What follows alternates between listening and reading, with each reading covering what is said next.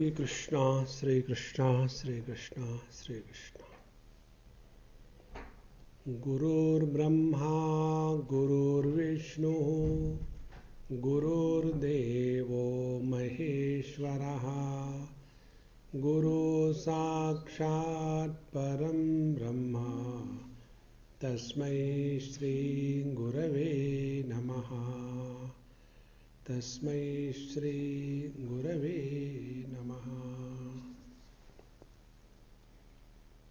In our introduction yesterday, we have thought about understanding life from different angles.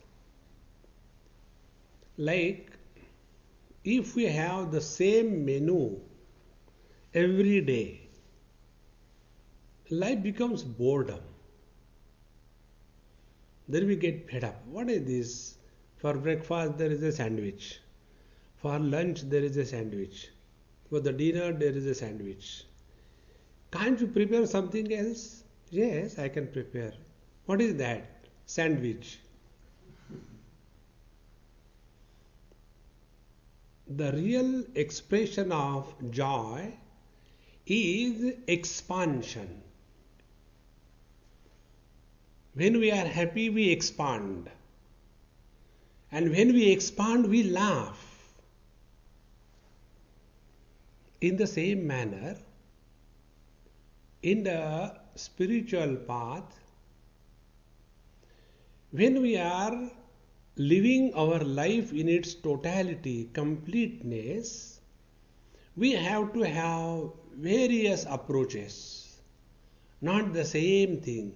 When you do the same thing again and again, life becomes mechanical. When life becomes mechanical, we do not progress in any area. And therefore, for understanding our life, we will take different angles, different standpoints. And all of them are required. There is nothing like something is lower, something is higher. There is nothing like something is inferior, something is superior. It is something like this. When I was coming from my walk, this thought came.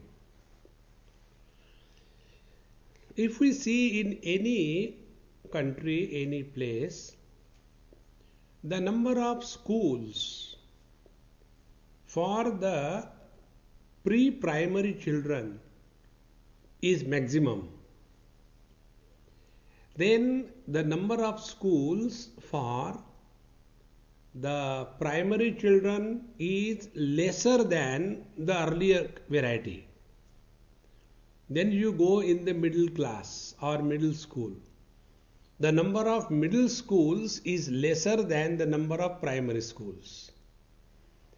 Then you go to the high school. The number of students attending the high school is lesser than those who are attending the middle school. Then you go to the college, undergraduation. So number of students attending undergraduation is lesser than the number of students attending the high school. Then you go to the post-graduation, still the number falls. And when you go at the doctorate level, very few of them and very minority, extremely less number of people are dedicating their life totally for the research. So, should we say that those children who are studying in primary,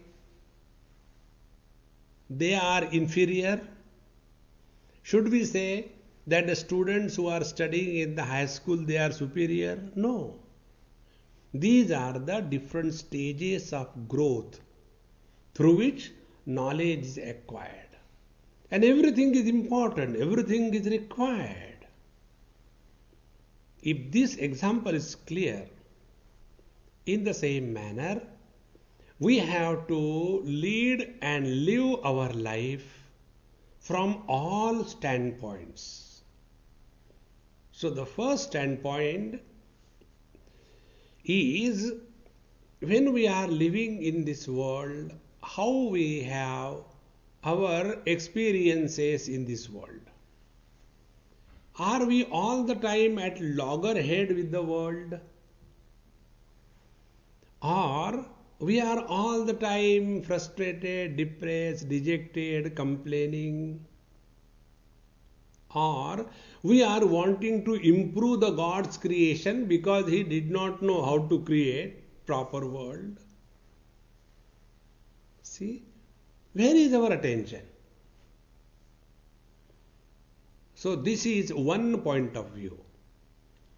And this point of view helps us in sorting out the problems related to relational existence.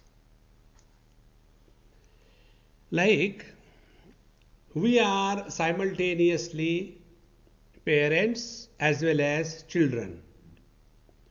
To our parents we are children, and to our children we are parents. Now we are not that much disturbed and worried with reference to our parents, because we have to accept them as they are. But we get so much disturbed because of our children. What is the reason? We want the children to be according to our choice. This has never happened in this world. And when we don't understand this, we start getting disturbed on account of these relations. Therefore, the scriptures tell, Gita Upanishads tell, that we give to our children only the body, but the embodied, the soul, who is going through good and bad experiences, is not created by the parents. Which parent will want his child to be a criminal? But it happens. The parents may be very good, but the children come out to be awful. Now, how can we explain this? Therefore, we are told, look here, in this world, life is lived by the embodied, and we only create the bodies, and therefore relate yourself with the world only up to a particular limit. Don't cross the limit. And with this understanding, when you start living your life, you will see we will not get disturbed because of the world. And how the world is created by us, which is creating problem for us. There are two types of worlds. One world created by God, and the second world created by us. God has created a woman. Wife, mother, sister, mother-in-law, they are created by man. So toward the same woman, when the husband looks, he has got a different perception. To the same woman, when the child or the son looks, he has got a different perception. To the same woman, when the brother looks, he has got a different perception. To the same woman, when a mother-in-law looks, she has got a different perception. So there are two creations. One is the creation of God, in which we are all created. Second is our own creation. In God's creation, there are no problems. In our creation, other than problems, there is nothing else. So what will be our spiritual practice? Get out of our creation and enter God's creation. This is achieved by only proper thinking. And therefore we are told that in this world We give only body to our children, the embodied one is different. And with reference to our own existence also, yes, the body is bound to undergo changes. There is nobody who has lived eternally. Everybody is born, everybody grows, everybody has diseases, everybody becomes old, and everybody dies. So this is the general biography of everybody. So how long are we going to hold on to this? Therefore, we have to find out that is this body for what I am living all the time is worthwhile, or I use this body for something higher. I'll give an example to make this point. There are two persons. Both of them have purchased a car each. One person, he has purchased the car and he takes care of the car so much that every morning he gets up and cleans the car completely and pushes it back in the garage, closes, and goes to work by public transport. And again in the evening he comes back, again opens the garage, again takes out the car, again cleans it properly, again puts it back, does namaskar and goes to sleep. This is what he has been doing with the new car that he has purchased. There is another person who has purchased the car and he puts that car for a taxi service and makes that car run day and night. And out of one car, in 1 year, he produces 2 more cars because he has earned money out of that car. Now, between these two examples, who is wise and who is otherwise? Think in the same manner. Are we in this world to look after the body like the first example? Or we make use of this body and grow spiritually? That is the purpose. Otherwise, see what happens. Healthy body without wisdom produce terrorist. See, all the terrorists in the world, they are not unhealthy people. Can you imagine a terrorist with a thick glass? And then he goes and asks, excuse me, where is the WTC? I want to bombard it. No. See?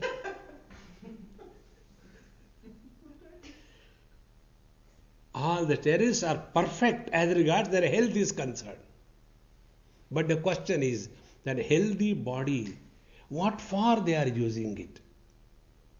Because they lack wisdom to use the body. Take another example. This is common in USA. Every now and then you get this news because it is an overdeveloped country. A young child in a teenage takes up a gun or a pistol, goes to the school and shoots a dozen of the children and the teacher and kills himself. Now that gun or the pistol has all the power. But the question is, do we have the wisdom to use that power? Therefore, strength, health of the body, if it is not associated by wisdom for what the body is, we create problems in this world. And therefore, friends, when with this understanding we start living, yes, I am healthy. What next?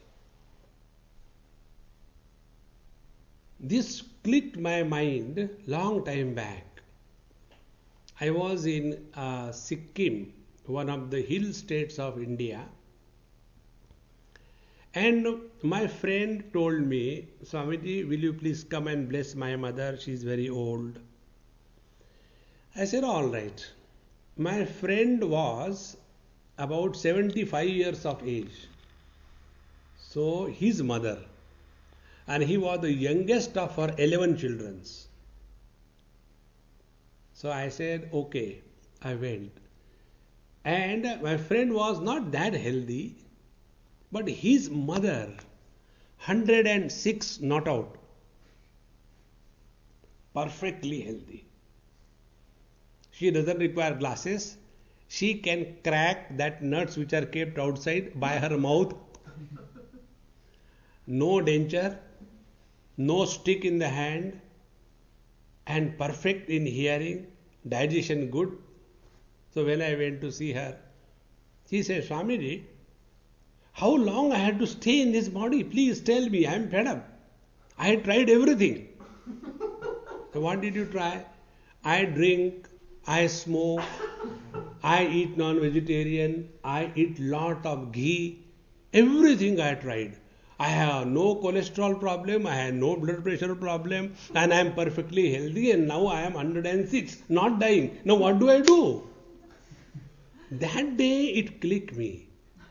I said, hey, really? Yes, we are healthy. Okay, what next? What for health? When this point is not worked out, we create a life where there is loneliness, there is a search, there is changing place to place, people to people, and what do you want? That is never recognized. And as a result, we become vagabonds, keep on running from here to there to there. Therefore, please remember, this body is just a house. And in this house, the embodied one is living. And this embodied one is to be taken care of. I'll tell you one small story about a great saint, Ashtavakra. I am studying his book these days, so it's very fresh in my mind. Ashtavakra was born to his mother crooked in 8 places. Vakra means crooked. So when he used to walk very funny because he was 8 places crooked. Was das? Ashtavakra. An 8 Stellen verkrüppelt, sodass der Körper total verzogen war. Und wenn gang, dann ist der Körper von hier nach da, von hier nach da gewackelt. So once he happened to go to the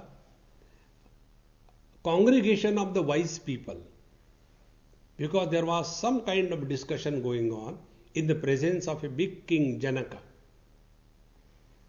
So when he entered that congregation of the so-called wise people, educated, erudite scholars, pandits, when they saw this young boy of 12 years entering that congregation in a funny manner, everybody started laughing at him.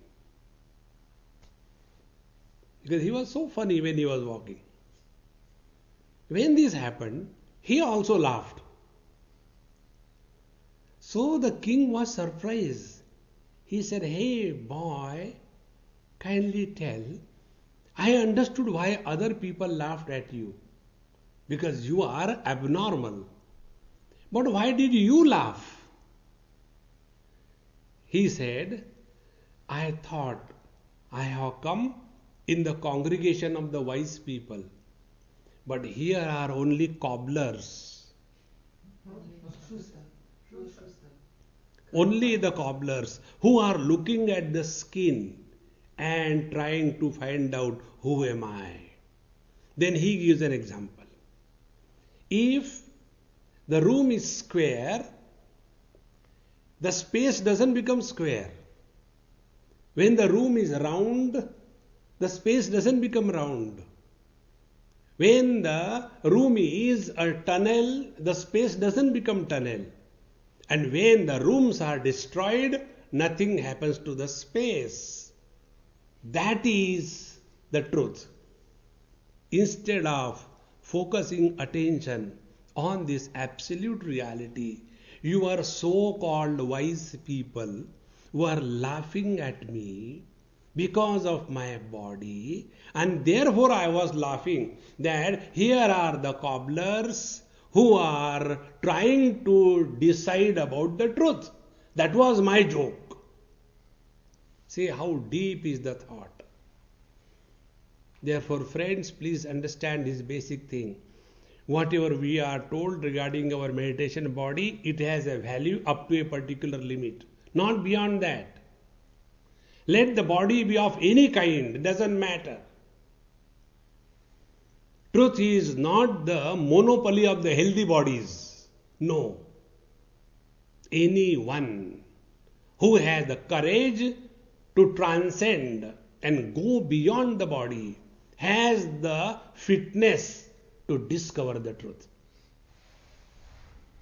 And therefore, if this is understood, that all our spiritual practice is not for the body, but for the embodied. And the embodied one is eternal. Take for example, before I came to this lovely place, Austria, I was in Germany. Before that, I was in London. Before that, I was in US. Before that, I was in Australia. Before that, in New Zealand. Before that, in South Africa. Before that, in India. But I am the same. What changed is the conditioning where I was expressing. When I left South Africa, I continued the same. I have not changed. Then I came to New Zealand, stayed there for some time, left that place and gone to the next place. I am the same.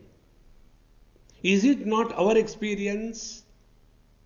In the childhood, we express through a child body. Then in the teenage, the same we express through the teenage body. Then the same one is expressing through the middle-aged body.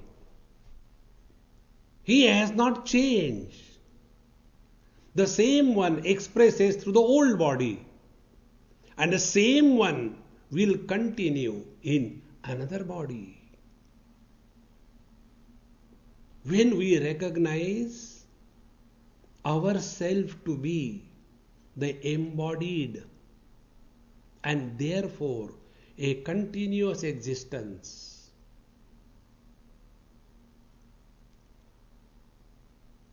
our understanding of life will be different. Our quality of interaction with the life will be different.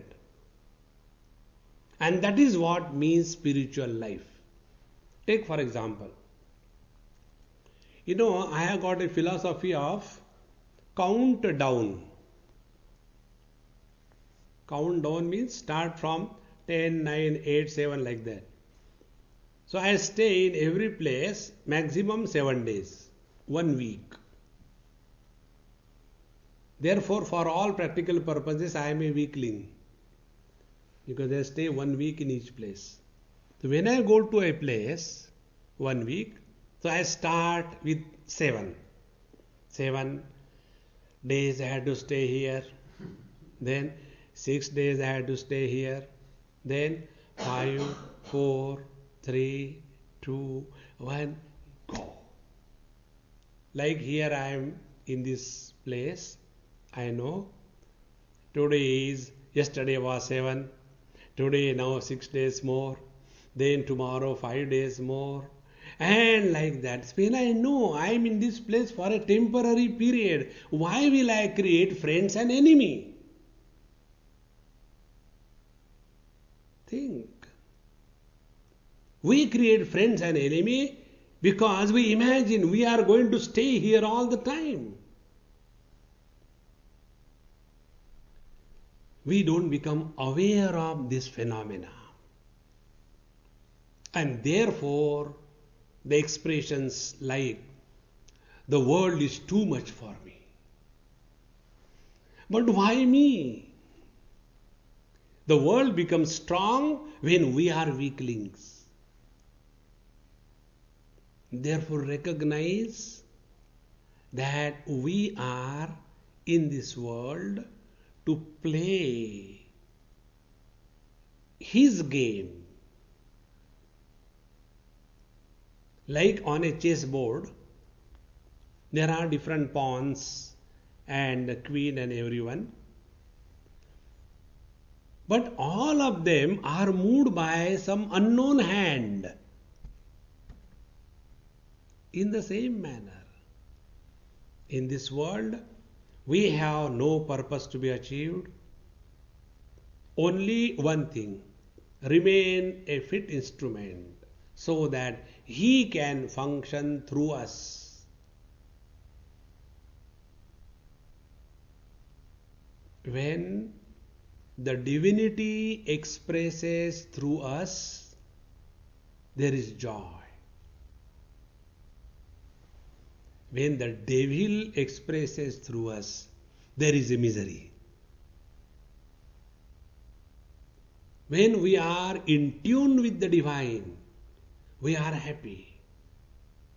When we contradict the divine will, we are miserable.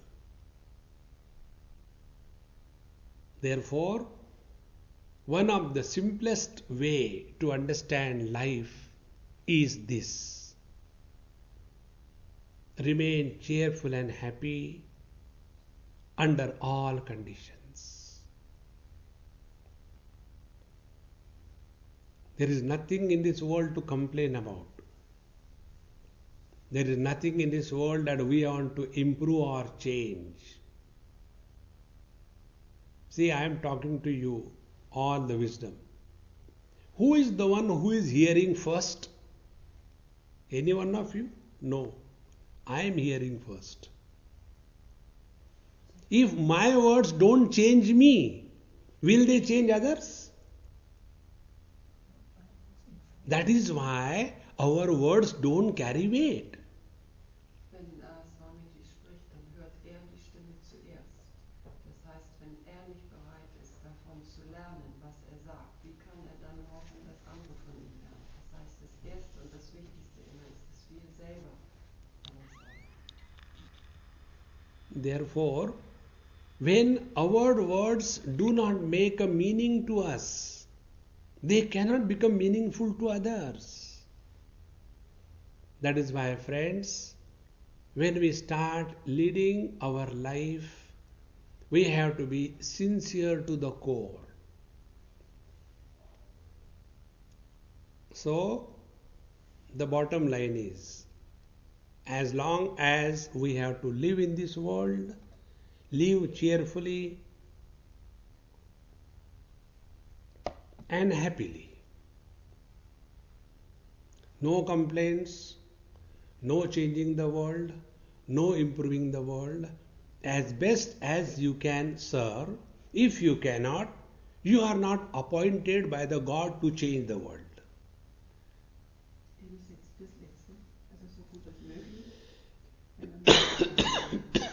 nicht von Gott beauftragt, die Welt zu verändern, sondern uns selbst zu verändern.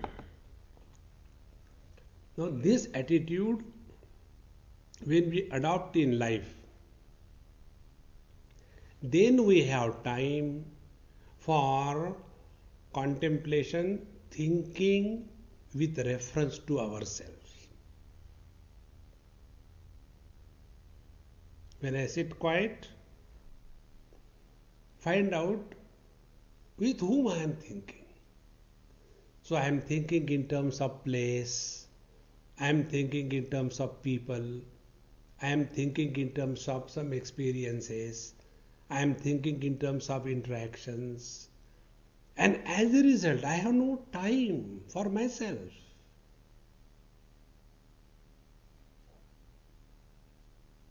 So when we discover time for ourselves, then we have taken one bold step on the spiritual path. Now, when we have taken a step, without that we would not have been here. Now, we start one approach to life. And this approach I am taking first because most of you are practicing yoga one way or the other. So we will take approach of Ashtanga Yoga as told by Patanjali, the great master.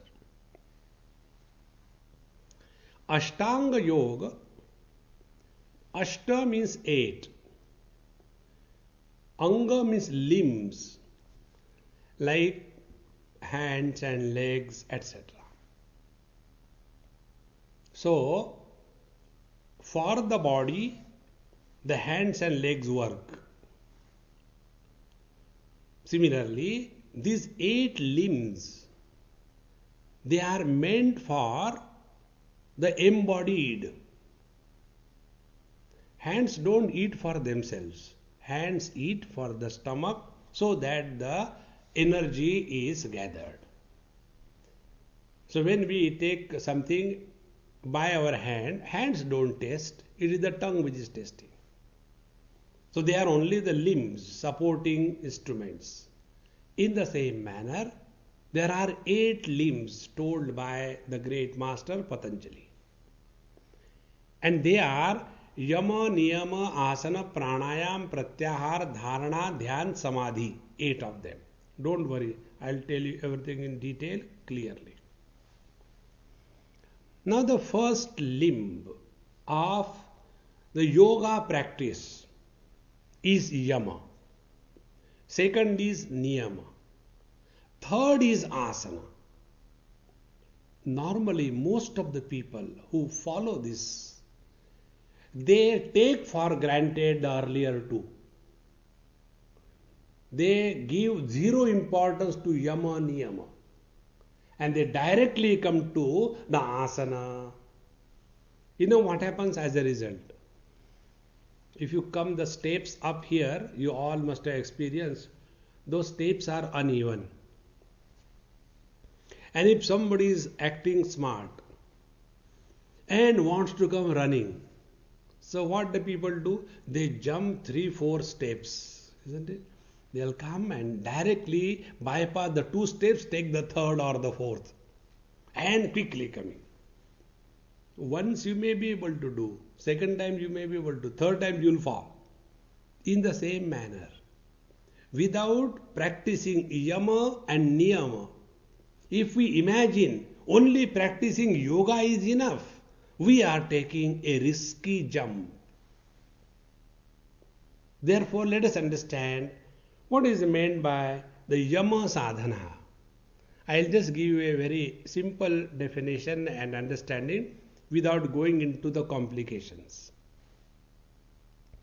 Yama sadhana is that we relate ourselves with the world in such a manner that the world is not a problem for us and we are not a problem for the world. This is the bottom line. Now, if somebody is practicing yoga, we have to become aware about this. Are we becoming a problem for the world, or are we treating the world as a problem? If this is happening, our inside is in a chaotic condition. And such a chaotic personality is not fit for meditation or the dharana dhyan samadhi. Because every now and then wrong interactions will start troubling us. I'll tell you one example about wrong interaction.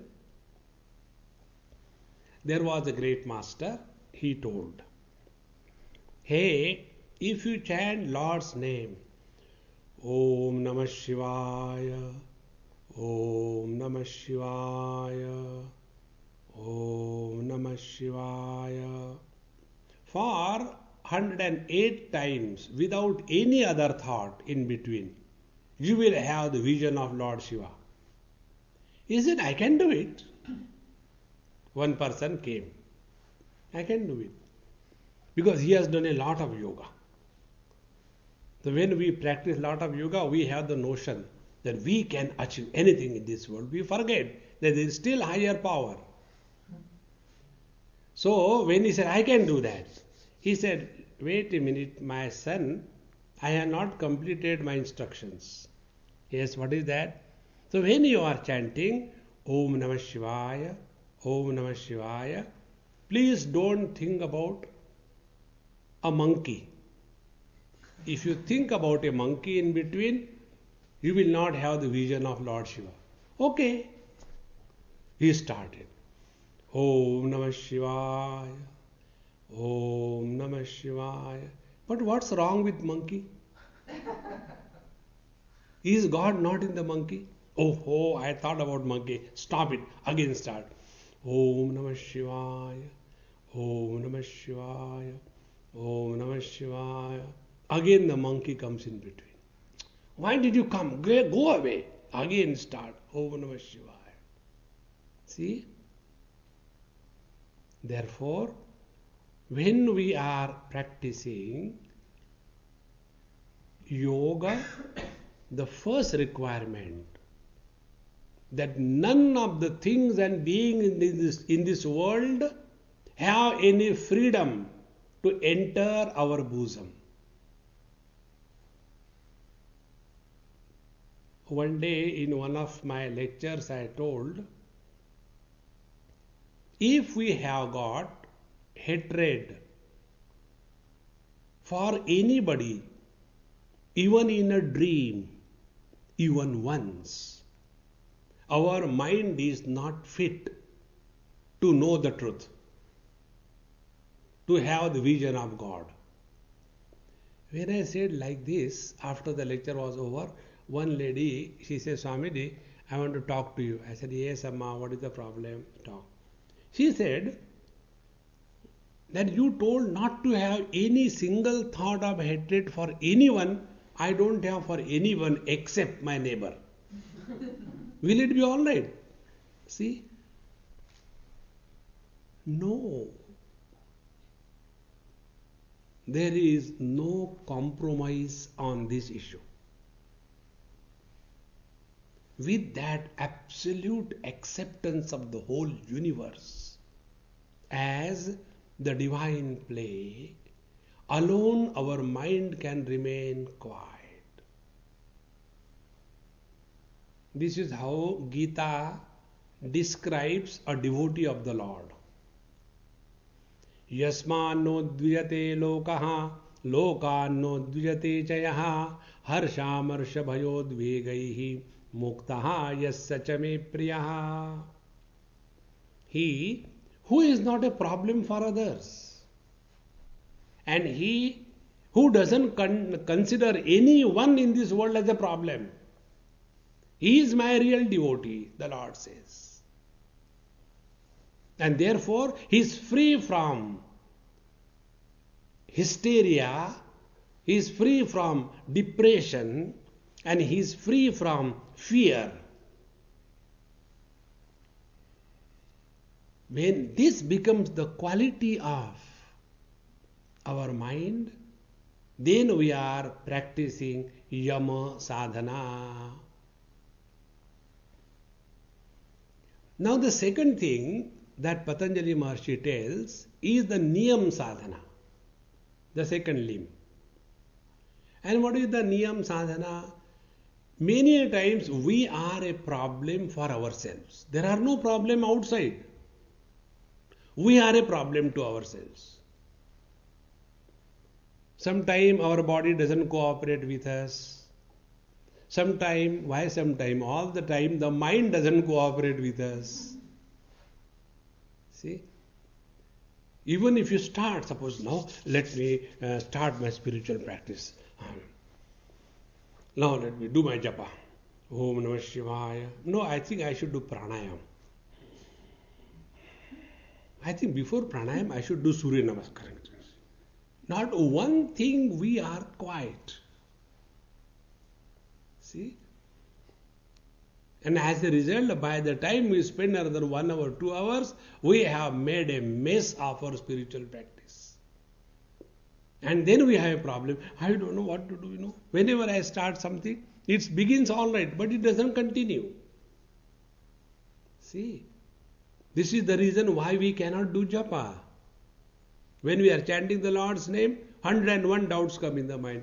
Om Namah Shivaya. I don't know the meaning of Om. I don't know the meaning of Namaha. I don't know the meaning of Shiva. And what is going to happen? I think I should change something new. And in this manner, the mind will not cooperate. And this is a second problem which we all face, that we are a problem for ourselves. And to get out of this, that spiritual practice is a self-discipline. We have to be disciplined. What we eat, what we read, where we go, what we talk, how long we talk, is it required to talk? We have to become aware. And we don't live in the awareness, and as a result, we are a problem to ourselves. Therefore, friends, if we really mean business on the spiritual path, we have to be strictly self-disciplined. And self-discipline begins the moment you wake up in the morning onwards. But we don't wake up in the morning. We wake up when there is a nature's call. Naturally we wake up. We believe in naturopathy. Start your day early in the morning. The whole life will change. See, it is one of the most important principles of spiritual life. Because it is said, all the great Siddha Purushas, for them there is no requirement of any visa or any country or nationality. All the Siddha Purushas, they are moving in this world, guiding the seekers. And those seekers who are practicing meditation or japa early morning, 4 o'clock or so, they are giving guidance to such seekers. That's what it is said. Somebody is knocking on our door all the time, but our door is jam-packed, doesn't open. Therefore, begin your day early in the morning. So morning 2-3 hours, they are the most creative hours of our life. So self-discipline. And when we thus start living our life in self-discipline, what happens is we are never short of time in our life. We all complain we don't have time. On the contrary, we all suffer because of excess time. Those who have nothing to do, they are the most miserable people in this world. Those who are busy day and night, they have no time to get bored. They have no time to feel lonely. So self-discipline is niyam sadhana. And for that, we must plan right from morning till we sleep how every moment is spent. We are accountable to the Lord for every moment that we spend in this world. See, when we do a job, 8 hours job, so we are accountable to our employer that during these 8 hours what we have done. In the same manner, we have to be accountable to the Lord. We just can't take things for granted in life. In these two parts, yama and the niyama, when they are taken care of, you become a source of inspiration, dynamism, positive thinking, creative abilities. Such a person is understanding life according to Patanjali Yoga Shastra. Now, when such a person has learned the art, now both these things together I will put in one small paragraph. When we learn an art to make ourselves available with whatever we are doing 100%, we have learned the knack of spiritual practice. Ability to get involved in whatever we are doing 100%. So when we are listening, the mind is fully focused on listening. When we are talking, the mind is fully focused on talking. When we are eating, the mind is fully focused on eating. When we are walking, the mind is focused on walking. When this ability of complete availability of ourselves to ourselves is invoked, then we are fit to come and sit on the seat of meditation. See? So yama and the niyama sadhana is something like sharpening the knife on the grinding stone of the circumstances around us, so that the knife becomes sharp. And when your instrument is beautiful, you can do the job efficiently and quickly. Therefore, never imagine yoga means sitting in one particular posture without movement. No. Sitting in one posture without movement for hours together, in India, buffaloes do that. They are not yogis. See? That is not all. Otherwise, every buffalo will be Patanjali Maharaj ki jai. No. That is not all. It's something more than that. Then we come to the asana. Now, asana is defined by Patanjali Maharaj in a most scientific manner, but it is this asana alone which is misunderstood in a most scientific manner. Asana is translated in English as posture. It is 100% wrong translation. Asana is not posture. The word asana is derived from the original root as. As means to be, as bhuvi. Asanam means being. And what is the definition of asana? Sthira sukham asanam. Means being blissful is the meaning of asana. Now see, we do all the asanas, and in every asana, where is bliss? There are blisters. Pain here, pain there, pain everywhere. And when we sit for asana, we are just counting. I think I have been sitting for meditation for last 398 years. And then I look into the watch. 3 seconds, my God. It was so painful that the time became very long. Isn't it? That is not, friends, asana. Don't have those wrong notions.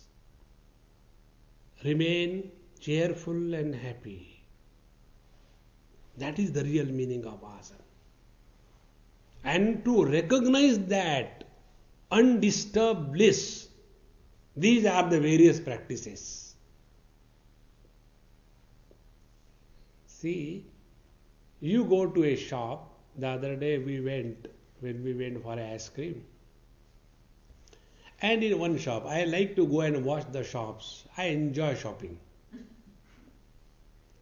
So when we went, Swamiji, it is nothing there. I said, why nothing? At least something we can just go and see and come back. We don't have to buy. In the same manner, there are so many things said. It doesn't mean we have to do all that.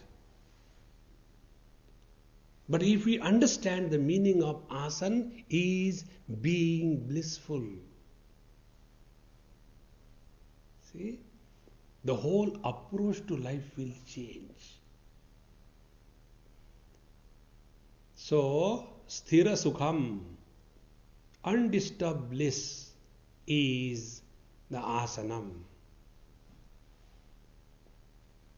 And when we are at peace within, our body becomes quiet automatically.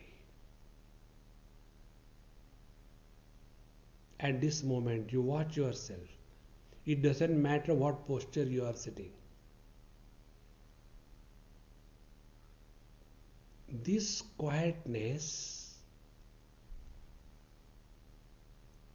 is referred as the asana by Patanjali Maharshi. Otherwise, we will have to say that those who cannot sit in a particular asana, they are not fit for realization. No.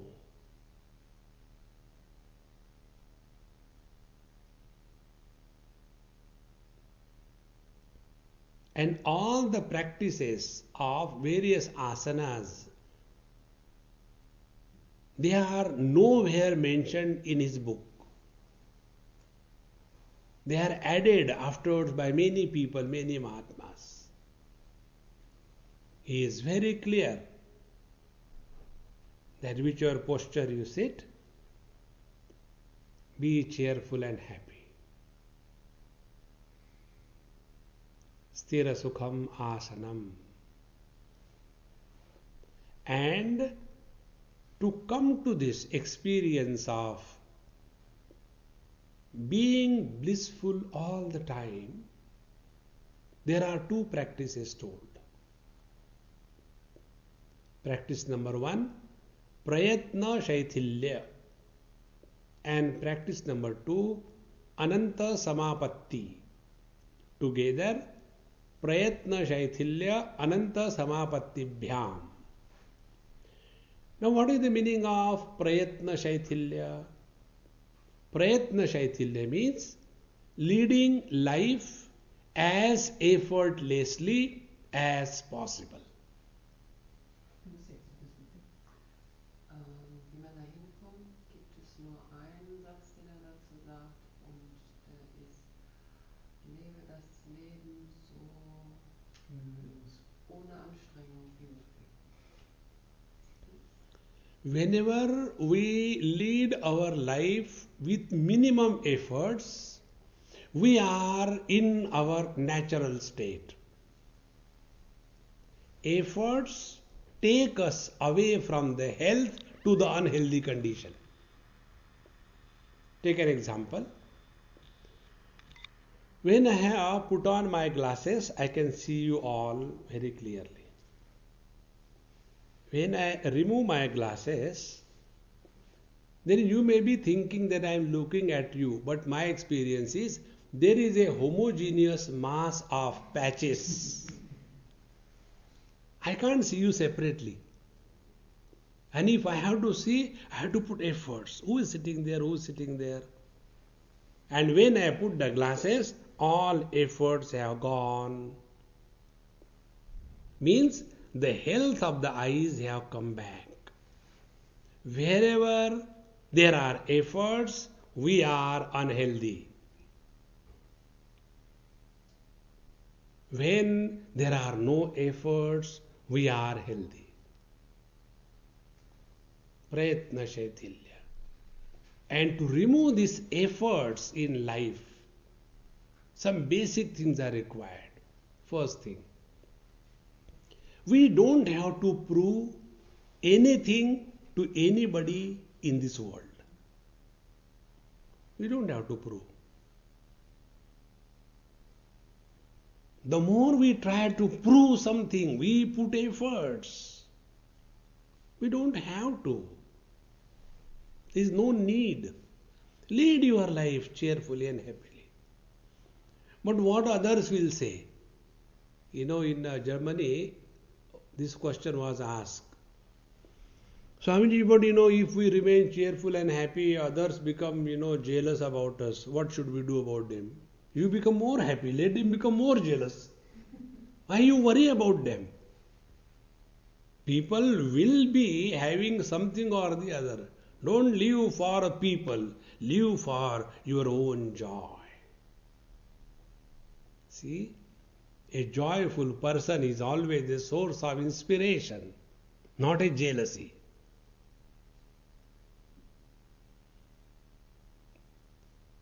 Prayatna Shaitilya, effortlessness. So when you are sitting for meditation, take a posture in such a manner that you don't struggle.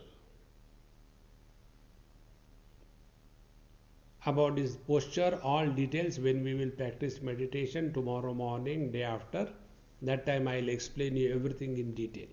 Now let us keep the main theme, understanding life and living it according to Patanjali Yoga Darshan. So, three things we have seen. First two things gave us a technique by which we are able to take interest in everything that we do fully. This is the secret of life. If we can take interest in anything with our free will, you can never be bored in life. You know what is boredom? Boredom is inability to take interest in something. Like here, when I sit for lunch or breakfast, all of you start talking in German. Now I don't understand a word in that. So somebody was telling me, Swamiji, don't you get bored? We are all talking in German. I said, why should I get bored? I am enjoying. There is nothing to get bored. Let the people talk. They are happy. I am happy. More than that, what more is required? But if I struggle, what is that? What is that? Then all the problems will come. If you understand, very good. If you don't understand, very good. Keep this attitude in life. Then we learn how to take interest in everything in life. Friends, those who have learned this art of taking interest in life, they never go into depression. Many of us suffer from depression because there are so many things in this world which can really inspire us. When this technique you develop, then you come to the third, called as asana. A person who is leading the life effortlessly. Whatever we are, we are. We don't have to show to anybody anything. We don't have to prove anything to anybody, anything. With this, when you start living, we unload. And when we unload, we are relaxed. You must have seen, now I am talking here. Suddenly I call some of you. Don't worry, I will not call. Suddenly I call some of you and ask. Now she will come and summarize what I have said. Oh, Swamiji, no, I am. See? Because if I don't say properly, what they will say? That she was sleeping or what? If I don't say properly, what they will say? That she has not understood. So we have got so many apprehensions. The moment apprehensions come, fear comes in life. Therefore, effortlessness. Now to come to the effortlessness, the next spiritual practice is told. Ananta Samapatti. Ananta Samapatti means merging in the infinite.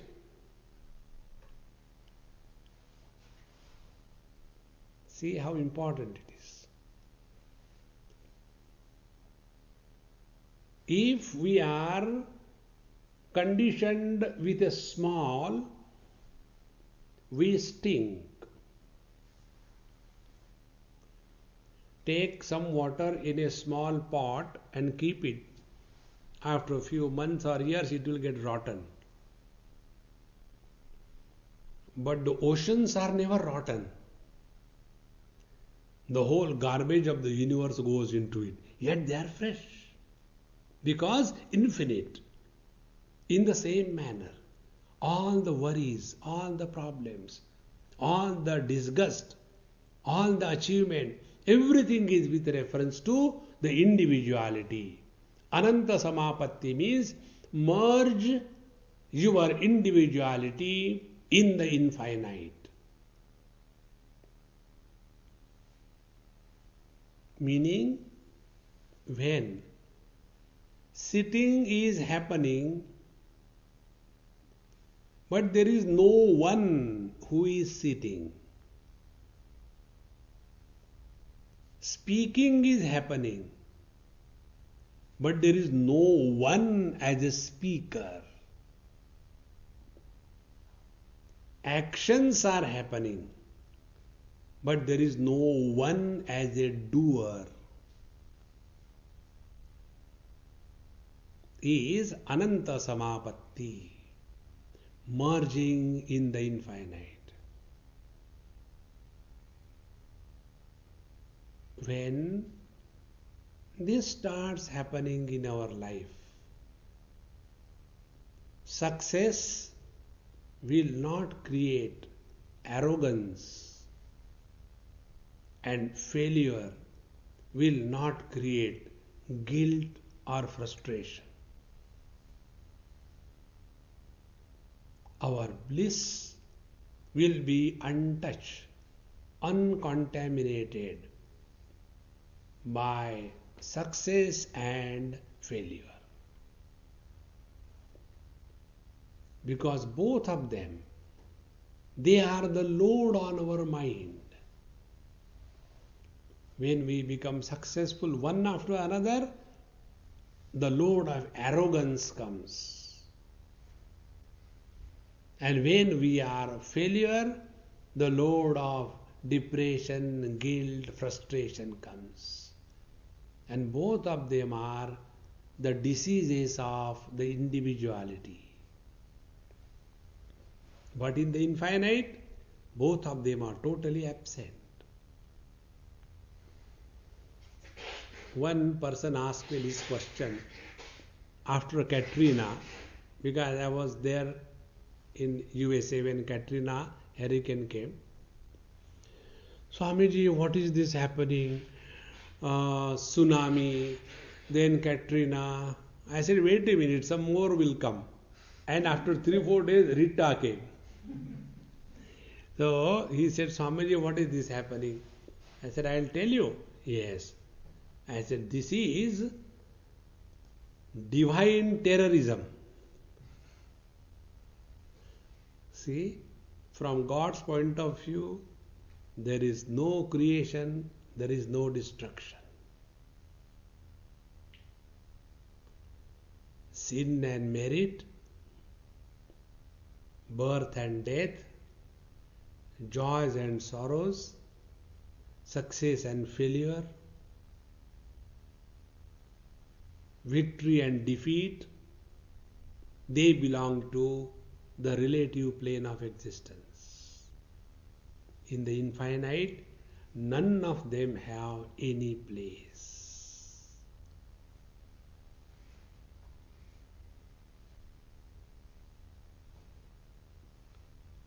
Prayatna Shaithilya Ananta Samapatibhyam.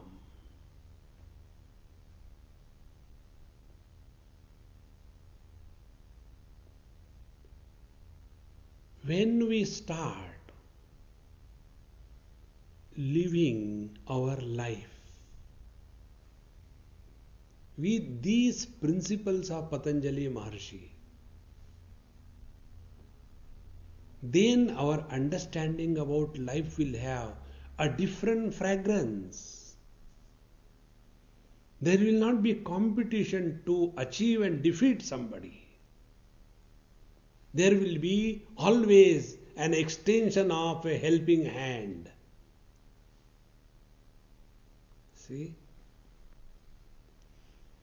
I am reading a book these days, and that book is most wonderful. The book is The World is Flat.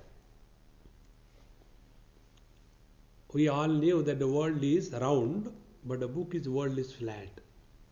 And in that, is beautifully written the book. It's a great writer, Thomas Friedman.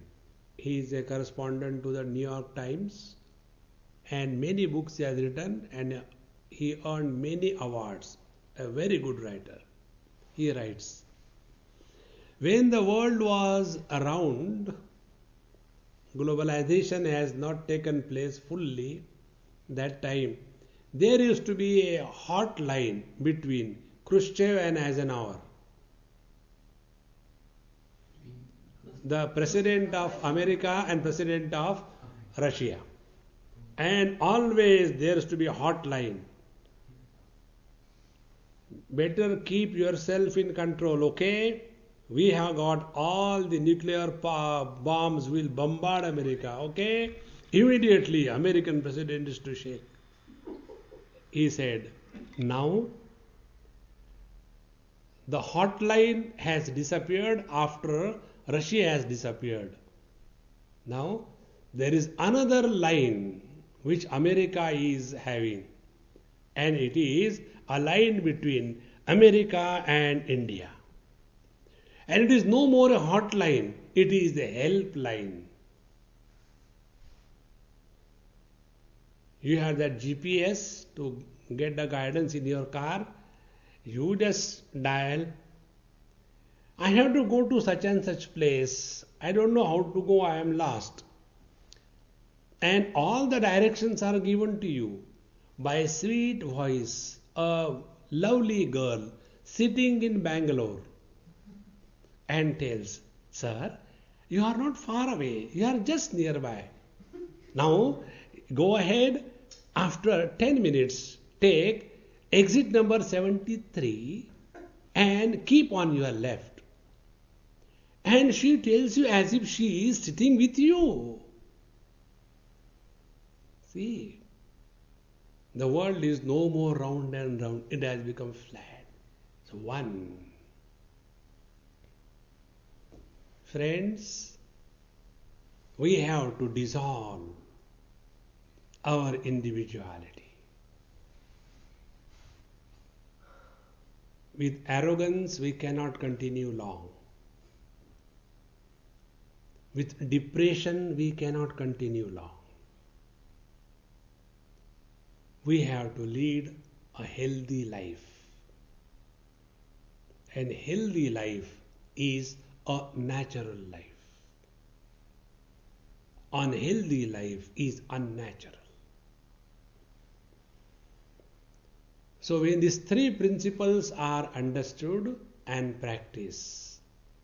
Then what happens as a result of these three practices is the remaining five, pranayam, pratyahar, dharana, dhyan, samadhi. What is that and how it will help us in understanding life, that we will take in our next class.